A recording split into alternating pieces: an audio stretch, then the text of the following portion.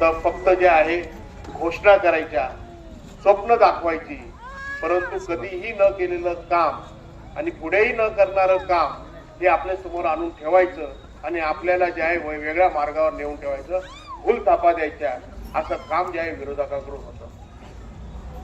विरोधकांच्या संदर्भामध्ये जास्त न बोलण्यापेक्षा आपण काय करणार आहोत, आपण काय विकास करणार आहोत, ह्या पुस्तिकेच्या माध्यमातून आम्ही मांडलेलं आहे.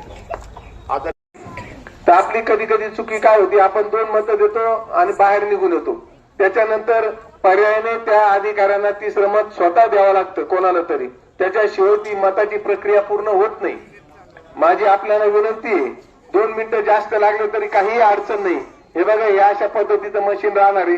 पहिली फिकट गुलाबी मतपत्रिका राहणार आहे, त्याच्या ठिकाणी 2 नंबरला बटन दाबल्यानंतर राजाभाऊ लोणारे यांची घड्याळ निशाणी, त्यानंतर दाबलं ना, त्यानंतर प्रभागामध्ये जे 2 नगरसेवक निवडून द्यायचे आपल्याला, त्या साबळेताईंचं इथं 5 नंबरला नाव आहे, त्यांची निशाणी कमळाचं फुल आहे. इथं बटन दाबल्यानंतर त्यांना मतदान जाणार आहे. त्यानंतर खालील प्रभागात 3 नंबरला गोपू मांजरे यांचं नाव आहे, उर्फ शंकर मांजरे यांचं 3 नंबरला नाव आहे. हे 3 नंबरचं बटन दाबल्यानंतर हा लाईट लागणार आहे. म्हणजे आपण एक गोष्ट लक्षात घ्यायची की ज्यावेळेस हे तुम्ही, सगळ्यांना माहिती असेल, 2004 पूर्वी या गल्लीमध्ये या ठिकाणी चेतन कोळशे, मी त्यांच्या इथं राहायचो, त्यांना पण माहिती आहे, रस्ते सुधारले गेले. या ठिकाणी मुक्तीभूमी इथं ज्या डॉक्टर बाबासाहेब आंबेडकरांनी 1935 साली धर्मांतराची घोषणा केली. सर्व माझ्या माता भगिनींनी 2 घड्याळ आणि 1 कलम 1 कमाल या चिन्हावरती बटन दाबायचे, एवढीच विनंती करतो आणि दिली रजा घेतो. धन्यवाद. जय भीम, जय अण्णाभाऊ साठे.